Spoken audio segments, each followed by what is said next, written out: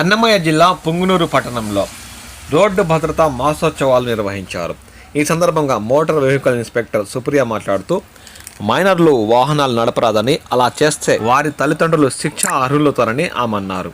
ఇందులో భాగంగా ప్రైవేట్ పాఠశాలలో రోడ్డు భద్రతా నియమాల గురించి విద్యార్థులకు ఆమె అవగాహన కల్పించారు. బైక్ నడిపేటప్పుడు హెల్మెట్లు ఖచ్చితంగా ధరించాలని తమ తల్లిదండ్రులకు పిల్లలే సూచించాలని ఆమె సందర్భంగా పేర్కొన్నారు. 18 years వచ్చాక కూడా డ్రైవింగ్ లైసెన్స్ తీసుకున్న తర్వాత వెహికల్ బయటకు తీయాలి. ఓకేనా? చేస్తారా?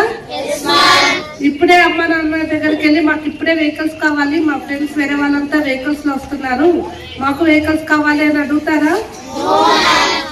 అలా అడగండి. దయచేసి మైనర్ డ్రైవింగ్ అనేది చేయకూడదు. ఒకవేళ నాన్న బంధు అమ్మ బంధు ఇంటి దగ్గర ఉంటే ఉంటే ఇక్కడ దాకా వెళ్ళొస్తాము, ఉంటే ట్రై చేద్దాము, అలాంటివన్నీ చేయకూడదు. సరేనా?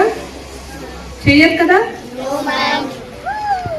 అలానే మీ తల్లిదండ్రులు ఎవరున్నా కానీ టూ వీలర్ స్టార్ట్ చేస్తున్నారంటే హెల్మెట్ పెట్టుకోమని చెప్పండి.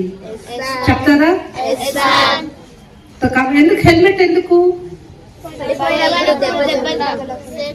సేఫ్టీ. వాళ్ళు సేఫ్ కాదంటే కదా మీరంతా హ్యాపీగా ఉండను. వాళ్ళు హ్యాపీగా ఉంటేనే కదా మీరు హ్యాపీగా ఉంటారు. మీ అమ్మకు నాన్నకు హెల్త్ బాగాలేకుండా ఇంట్లో పడుకొని ఉంటే మీరు ఎలా ఉంటారు? సాడ్ గా ఉంటారు. అవునా కదా? అలాంటిది హెల్మెట్ లేకుండా డ్రైవ్ చేస్తే యాక్సిడెంట్ జరిగినప్పుడు మీ తల్లిదండ్రులు ఎవరో ఒకరిని కోల్పోయినా మీ జీవితమే దెబ్బతింటది. అవునా కదా? కాబట్టి దయచేసి మీ తల్లిదండ్రులు ఎవరైతే ఉన్నారో వాళ్ళని హెల్మెట్ పెట్టుకొని డ్రైవ్ చేయమని చెప్పండి. ఒకవేళ 4 వీలర్స్ ఉన్నట్లయితే కంపల్సరీ సీట్ బెల్ట్ పెట్టుకొని డ్రైవ్ చేయమని చెప్పండి. మైనర్ డ్రైవింగ్ చేయకండి. ఒకవేళ మైనర్ డ్రైవింగ్ మీరు కనుక చేసి పట్టుబడితే మీ తల్లిదండ్రులు జైలుకి వెళ్తారు. పైగా జరిమానా కూడా విధించడం జరుగుతుంది. మైనర్ డ్రైవింగ్ కి ఒట్టి జరిమానా ఒకటే కాదు, కంపల్సరీ కోర్టుకు ప్రొడ్యూస్ చేయాలి. మీ తల్లిదండ్రులు జైలుకి వెళ్తారు. ఒకవేళ వాళ్ళు ప్రభుత్వ ఉద్యోగులు అయితే వాళ్ళ ఉద్యోగం కూడా పోతుంది. కాబట్టి దయచేసి మైనర్ డ్రైవింగ్ చేయకండి. సరేనా? ఇవన్నీ చెప్తారా? మీ ఇంట్లో